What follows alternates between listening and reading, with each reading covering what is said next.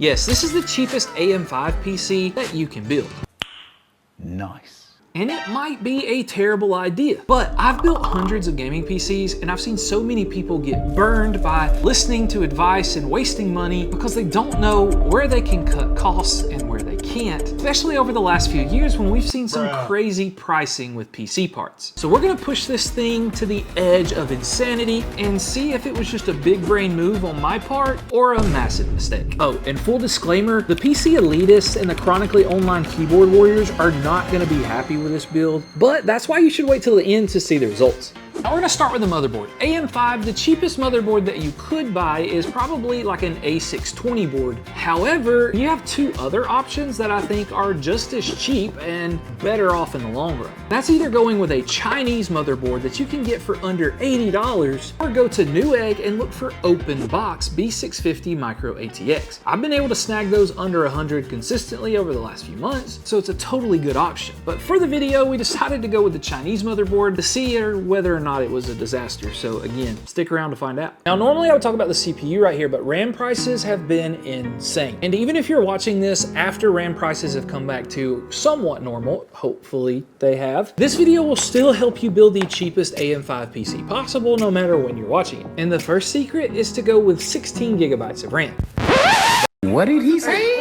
That'll make a lot of people really mad down in the comments probably, but it's not gonna hurt your gaming experience. And here's how you save the most money possible. When you go to Newegg and look for cheap motherboards, go down a little bit on the screen and see if any of them are bundled with RAM. Just the other day, I found a motherboard and RAM kit together, only 16 gigabytes of RAM. It was only $110 for both of them. That's crazy value. And anytime I find a deal like this, I let everyone in my Discord know first, so make sure you're in the Discord. No toxicity there, no stupidity. We just try to help you and enjoy PCs together in peace from everywhere else. But if you can't find a deal like that, go get the cheapest 16 gigabyte kit you can, even if it's something like this Team Group that's only 4,800 mega transfers per second, which is what I used in this video for part of the testing. And the reason I say part of the testing is because we also tested another strategy for those of you that are truly desperate in times where prices are insane. And that's going with a single stick of RAM. Oh, brother, this guy stinks! One 16 gigabyte stick of RAM is sometimes just as cheap as a 16 gigabyte kit with a slower speed. And when I tested this, I was honestly not sure if AM5 was going to be better at single channel than DDR4, even though that's what I'd always heard, but the results were kind of shocking. And now for the CPU, which will make some of you lose some sleep at night because we're going with the Ryzen 5 8400F. But Matt, the PCIe lanes. Relax. Linus Tech Tips literally tested this CPU with a 5090, and at 4K, it was way closer to the 9800X 3D than anyone expected. So for a budget build, it's not gonna be that bad. But of course, if you wanna spend the extra $20, get the Ryzen 5 7500F and you'll be chilling. But we're still going with the 8400F for this video.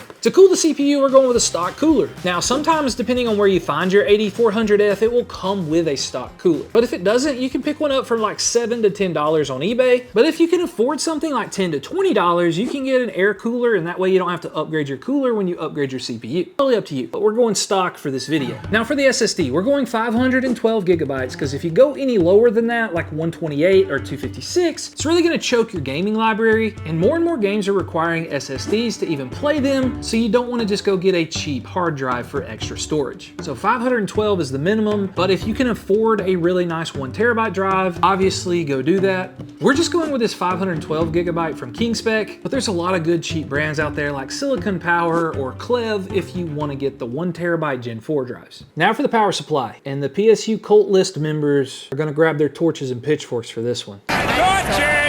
Get your torches!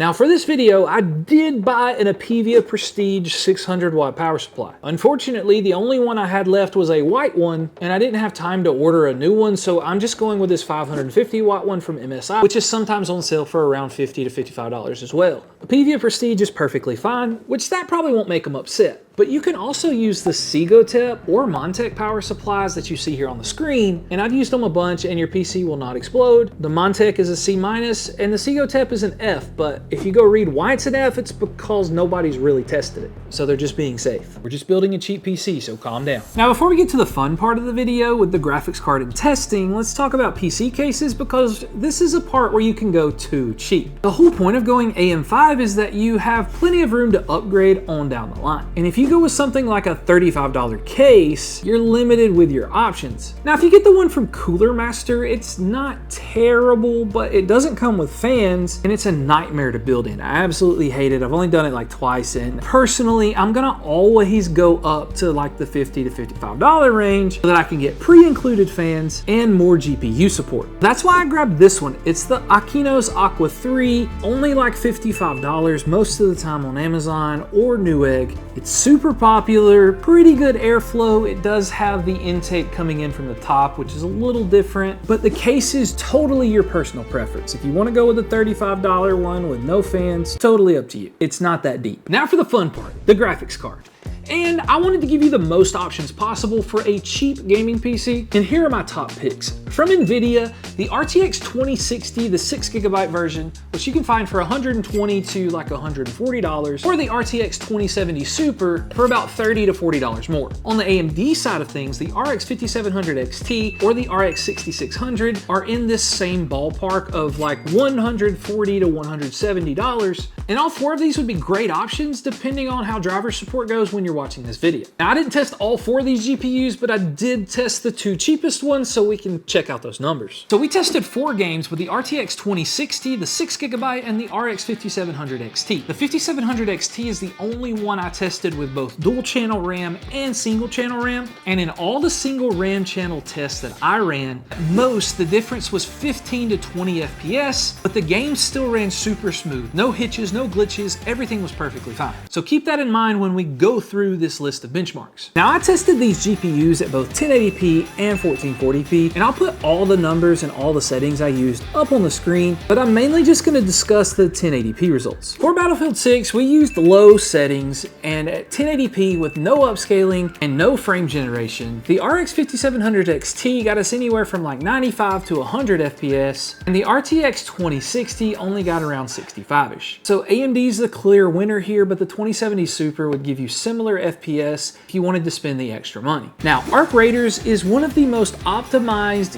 UE5 titles that I have seen, so we use medium settings for the testing here. At 1080p, the RX 5700 XT got us around 115 to 120 FPS, whereas the RTX 2060 got around 70 or 75. Again, we see the more powerful card going to AMD in this price point. But for CPU-based games, we tried CS2 and Fortnite. Now for CS2, we tested a bunch of different resolutions. 1440p, 1080p, but we also tested the 4x3 resolutions that have been mentioned on my second channel in the comments. By the way, second channel, all these videos are posted individually. We just chat and play games over there. And you can see these numbers on the screen. They were all pretty similar. AMD probably takes the edge in more consistent FPS, but if you're just playing esports, I don't think you can go wrong either way. And of course, everybody's favorite battle royale, good old Fortnite. We tested it at DX12 and performance mode, depending on what you would prefer. Used to, AMD had issues with Fortnite, but that is no longer the case. Especially with their new performance mode, there's really not a difference at all.